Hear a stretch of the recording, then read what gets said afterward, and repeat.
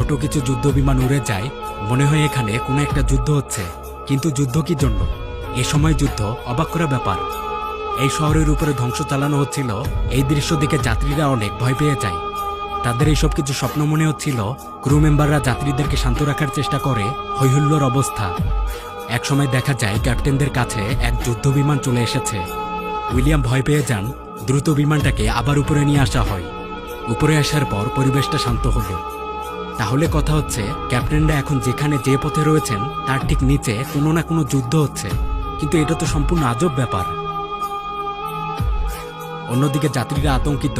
তারা ক্রুদের কাছে জানতে চায় নিচে আসলে হচ্ছেটা কি, আর তারা কোন পথে যাচ্ছে। ক্রুরা এখানে তেমন কিছুই বলতে পারে না, তারা শুধু একটু ধৈর্য ধরতে বলে। এদিকে ক্যাপ্টেন একাধিকবার চেষ্টা করছেন কন্ট্রোল রুমে যোগাযোগ করার জন্য, কিন্তু কোনোভাবেই যোগাযোগ হয় না।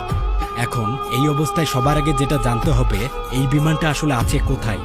এভাবে অজানা পথে তো এগিয়ে যাওয়া যাবে না, তাদের ইংল্যান্ড পৌঁছাতে হবে। তখন ক্যাপ্টেন বলেন তারা কিছু দূর এগিয়ে যাওয়ার পর আবার এই বিমানটা নিচে নামাবে। কাছাকাছি কোনো এয়ারপোর্ট থাকলে সেখানে ল্যান্ড করা ছাড়া তো আর কোনো উপায় নেই। কিন্তু ড্যানিয়েল এমনটা করতে মানা করে। সে বলে নিচে মাত্র যে অবস্থা দেখা গেল, এই যুদ্ধ পরিবেশে নেমে যাওয়া ঠিক হবে না, বড় বিপদ হতে পারে। তখন ক্যাপ্টেন জানান এছাড়া তো আর কোনো উপায় নেই। এভাবে ভেসে থাকলে কয়েক ঘন্টার মধ্যেই সব জ্বালানি শেষ হয়ে যাবে। তখন তো বিমানের আরো বড় বিপদ। অন্যদিকে বিমানের এই যাত্রীদের মধ্যে দুইজন ছিলেন ইতিহাসের প্রভাষক, ডেল এবং বেনেট। তারা নিচের এই পরিবেশ দেখে অবাক হন। তারা ইতিহাস সম্পর্কে ভালো জানেন। তারা এসব দিকে ধারণা করে নেন এটা বিশ্বযুদ্ধের সময়। নিচে যে যুদ্ধটা হচ্ছে এটা দ্বিতীয় বিশ্বযুদ্ধ।